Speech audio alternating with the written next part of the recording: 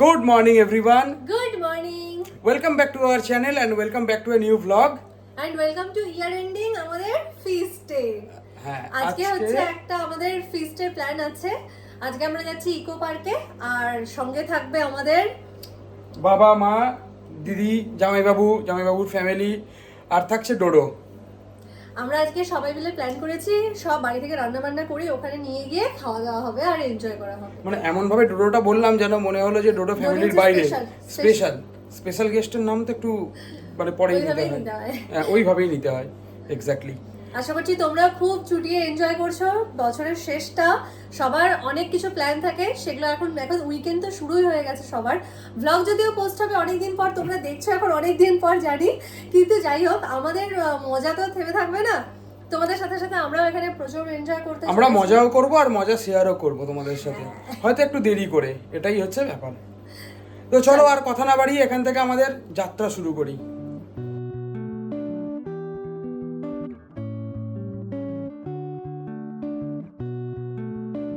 Finally চলে এসেছি আর এই যে সবার সাথে মিটও করে নিয়েছি, কিন্তু ব্যাপার হচ্ছে এখন যে আমরা এমন একটা সময় এসেছি একটু লেট হয়ে গেছে আমাদের। ব্রেকফাস্ট করব না লাঞ্চ করব সেটাই বুঝতে পারছি না। বাট কড়াইশুঁটি মিস করব না। হ্যাঁ, কারণ কড়াইশুঁটির কচুরি মিস করা যাবে না।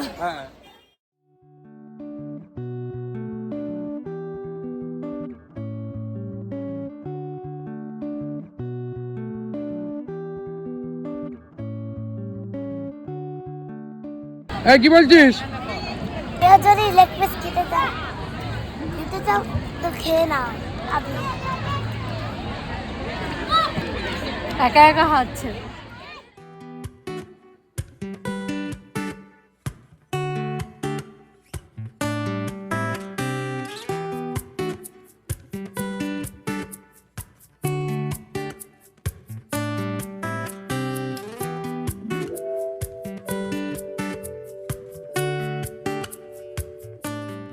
পিকনিক আমাদের হয়ে গেল, শুধু খাওয়া দাওয়া হলো।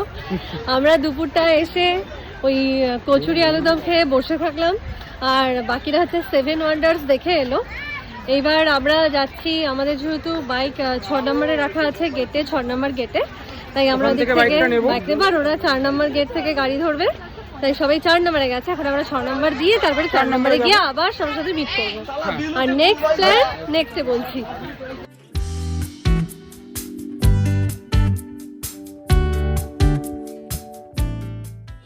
গুড ইভিনিং, এখন এসেছি এম বাজারে। এটা এই আউটলেটটাতে নতুন ওপেন হয়েছে আর এটা হচ্ছে আছে সলুয়াতে।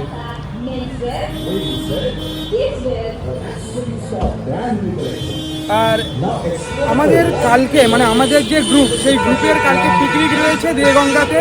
সেখানে আমাদের একটা গেম প্ল্যানিং চলেছে যে আমরা প্রত্যেকের জন্য একটা করে গিফট কিনবো, কিন্তু কেউ কাউকে জানাতে পারবো না। ইভেন পুনামও আমাকে জানাতে পারবে না, আমিও পুনামকে জানাতে পারবো না।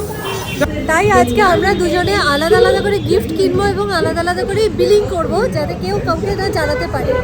আর এম বাজার যেহেতু নতুন ওপেন হয়েছে এখানে, তাই এখানে একবার চলো দেখে নিই কী কী কালেকশন আছে। উইন্টার কালেকশনও দেখে নেবো চলো, আর এখান থেকে গিফটটা নিয়ে নেবো।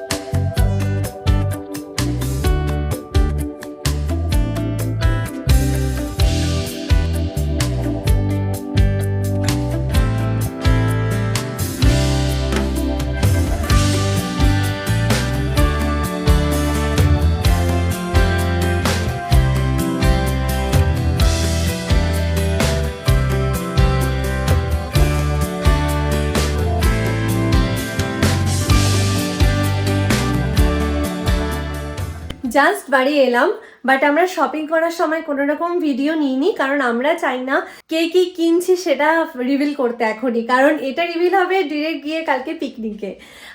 এই পুরো প্ল্যানিংটা না অমৃতদা আমাদের জাস্ট বলেছিল যে প্রত্যেকের তরফ থেকে একটা করে গিফট কিনবো।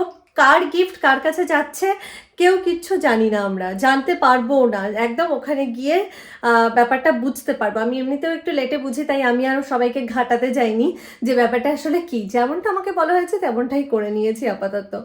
এখন আমরা আলাদা আলাদা করে গিফটগুলো র্যাপ করবো। সায়ন এখন নেই, সায়ন গেছে বাইকটা সার্ভিস করাতে। আর এখন আমাদের নেক্সট একটা প্ল্যান ছিল যে আমরা আজকে পার্ক স্ট্রিট যাব, বাট পার্ক স্ট্রিট যাচ্ছি না, কারণ কাল অনেক সকালে আমাদেরকে বেরোতে হবে।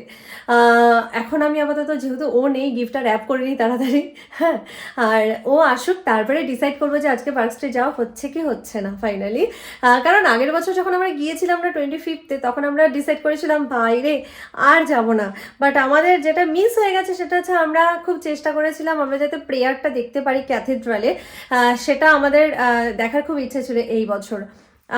জানি না এটা পসিবল করতে পারবো কি না, সেটাই আমরা বলছিলাম তখন দুপুরবেলা যে একটা প্ল্যানিং আছে, তোমাদের নেক্সট বলবো তারপরে প্ল্যানিংটা। দেখলে তো, আমি জানি না ওটা পসিবল হবে কি হবে না। তো চলো তাড়াতাড়ি আগে গিফটটা র্যাপ করে নিই, আর প্রচণ্ড এখন খিদেও পাচ্ছে, কি খাওয়া যায় সেটা দেখে নিই, আর রাতের ডিনারটাও পারলে বানিয়ে নেবো।